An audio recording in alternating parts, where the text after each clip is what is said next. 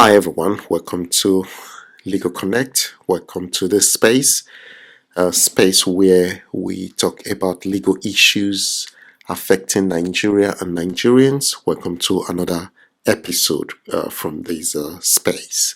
And last few days, I came across a breaking story that Mr. Peter Obi of the Labour Party has been dragged to the court on the basis that he has another nationality apart from that of Nigeria, and he has been taken to court, sued on the grounds of the Constitution, that's Section 1 and Section 137.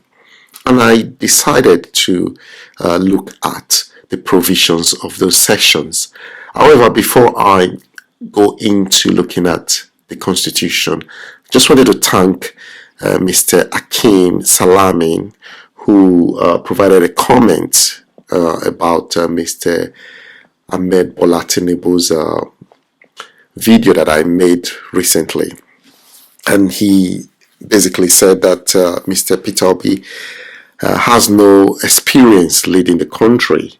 Although I am not 100% in support of Mr. Peter Obi, but I believe Mr. Peter Obi is the best of the three popular candidates that are vying for the position of the presidency. Apart from Mr. Bola Tinubu and Mr. Atiku Abubakar, I believe that the other candidates have the potential of having a successful presidency if elected. However, the reason why I'm not supporting Mr. Ahmed Bola Tinubu and Mr. Abubakar Atiku is the fact that these individuals and their party has been in power for the last few years, and nothing came out of their being involved in the presidency or even campaigned in the position of Mr. Ahmed Bola Tinubu to usher in the current president leading that has been the president of the country for the last 8 years. However, today, like I said, I'm going to look at current court case at the High Court. I'm pleading for the court to nullify participation of Mr. Peter Obi in the coming election, which is scheduled for next month. So, under Section 1, which Mr. Peter Obi has been sued by this other party, is that this constitution is supreme and its provision shall have binding force on the authorities and persons throughout the Federal Republic of Nigeria. Basically, they're saying that the constitution is supreme and its provision is binding on all authorities and persons throughout the Federal Republic of Nigeria. That is, the Federal High Court is under obligation to implement the provisions of the Constitution.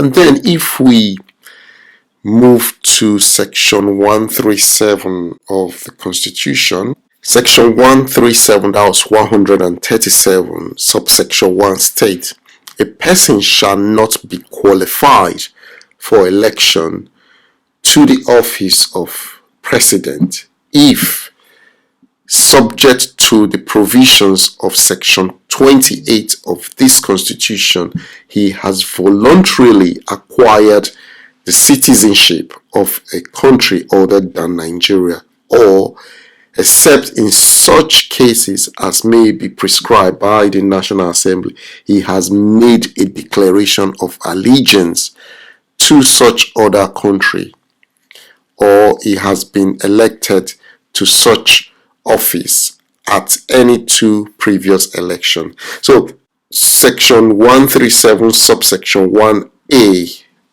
is the ground on which this current proceedings has been initiated, because it deals with being a citizen of another country.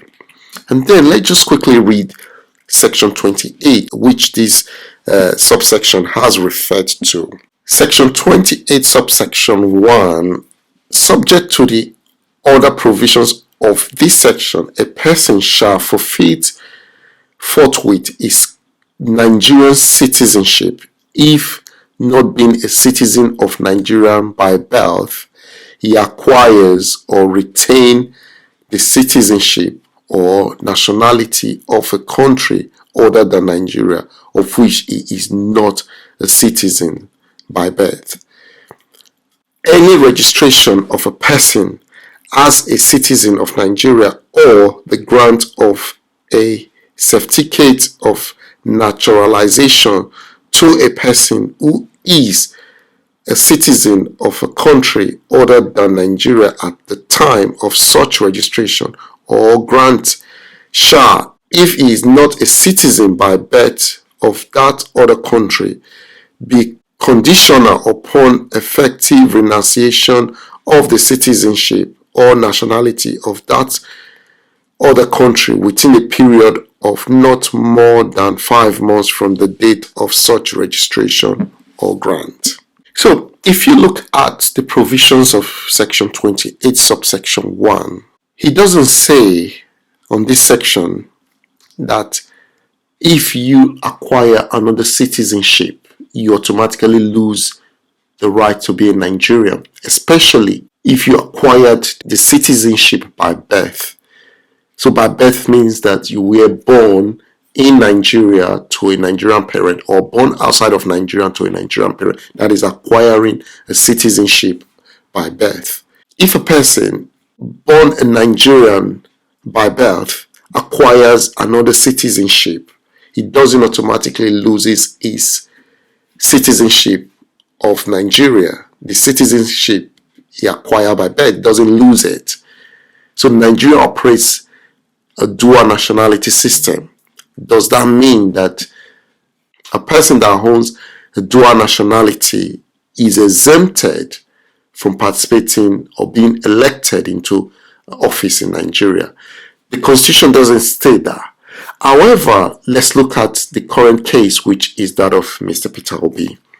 So, I was looking at this case and I said, I look at section 28 and also I looked at section 137, which says that if somebody voluntarily, that is what the word is, that if someone acquires the citizenship of another country other than Nigeria, that's voluntarily, that's the key word there. He has voluntarily acquired the citizenship of a country other than Nigeria.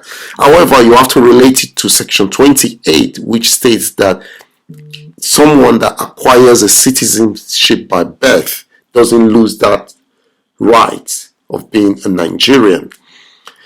But then, if you look at that of Peter Obi, when I saw the publication that Peter Obi has been dragged to court for dual nationality, I asked myself, when did Peter Obi actually acquired his citizenship? Is it recent or is it past? And if he has acquired this citizenship long ago, how come it wasn't an issue 4 years ago when he contested to be president? Why wasn't he dragged to court then? And upon the research, I noticed that Peter Obi recently was awarded an honorary citizenship in Dallas, Texas by the mayor of Dallas. So Peter Obi was awarded an honorary citizenship. So what is an honorary citizenship? And according to the internet, an honorary citizenship does not carry with it the rights and privileges of ordinary citizenship, and such status does not confer any special entry, travel or immigration benefits upon the honoree or the honoree's relatives and dependent. So what is the fuss about? Why are we going to court because of this? Because having an honorary citizenship is just on the paper that is written on. It doesn't carry any privileges. It doesn't carry any rights. Mr. Peter Obi will always apply for an American visa to go to the United States based on the definition of an honorary citizenship. Peter Obi cannot state now that I am a US citizen based on this award or whatever you call it that has been bestowed on him. Because according to the definition, an honorary citizenship basically is not worth the paper it's put on. So why are we going to court to go have the Constitution interpreted by the court when the lawyers that filed this suit could have done their research to see that there is no case here to answer? Because it is clear that the Peter Obi's honorary award, it is just like having an honorary degree. If someone is awarded an honorary degree in law, that doesn't make him to apply to go to a law school tomorrow to want to go and do the bar exam in order to become a lawyer or a barrister. There is a difference between having an LLB, which is a Bachelor of Law degree, and having an honorary law degree.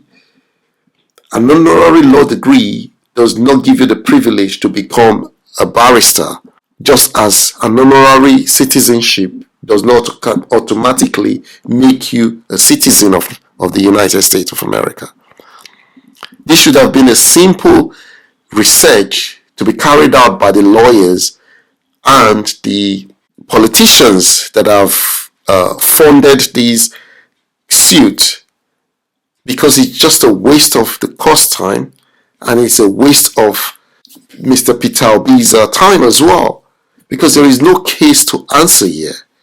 We are now in the 11th hour of this election, and you see the movements that they have been engaged in, people dumping their long-term party for the popular candidates party.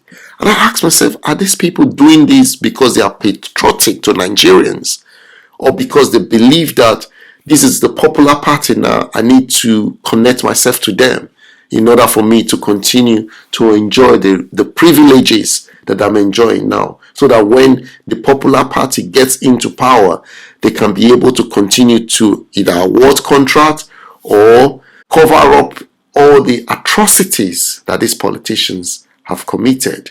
If you are really ardent member of a political party, come rain, come sun, come harmattan, come winter, come summer, you will stick by that party because you respect and you value the values of that party. But when you start jumping every 4 years, jump from the now party to the popular party, it makes a mockery of when politicians says that they are there for the sake of the people. Because if you're there for the sake of the people, you will value and respect the manifesto of your political party rather than dumping your current party for the popular party. So I just wanted to make mention of this case because I haven't done the research. I don't see Peter Obi having a case to answer. If I was Peter Obi's lawyer, I will make a submission of no case to answer in this case. Because the lawyers that filed the suit should have done their research of what an honorary citizenship actually means. Maybe give a call to the embassy and say, what is the meaning of an honorary citizenship? You don't need the court to interpret an honorary citizenship on the basis of the Constitution. So guys, let us continue to support our candidates. And I have said here before that whoever we usher in come next month, we Nigerians deserve that president. Whoever it is that we decide to vote for, whether it's Mr. Peter Obi, Mr. Ahmed Bola Tinubu, or Mr. Atiku Abubakar, either of these candidates or the other 15 candidates that I haven't named, either of them that we bring into power, we deserve whatever it is we are going to experience for the next 4 years. If we bring in a good president, fair enough, we enjoy the president. If we bring in the president that will continue in the atrocities that Nigerians have been experiencing for the last few years, then we deserve the presidency of such candidate. So guys, and I just want to encourage us, please get a PVC, because without your PVC you're unable to make the change that we are all crying for. So get your PVC, make sure you have the ability to vote come 25th of February for our next president, and also vote in the subsequent elections that are going to be held post 25th of February. I want to encourage you to like the program, continue to provide your comments, just as Mr. Akim Salami provided a comment about Mr. Peter Obi earlier on. Please provide your comments. It's good to engage, and I quite appreciate him, sending that comment. However, I don't agree with his position, but it is good to collaborate, to discuss, and to enlighten each other. Please like the program, share amongst your friends and family, and provide your comments. Until I see you again next time, have a lovely time and goodbye.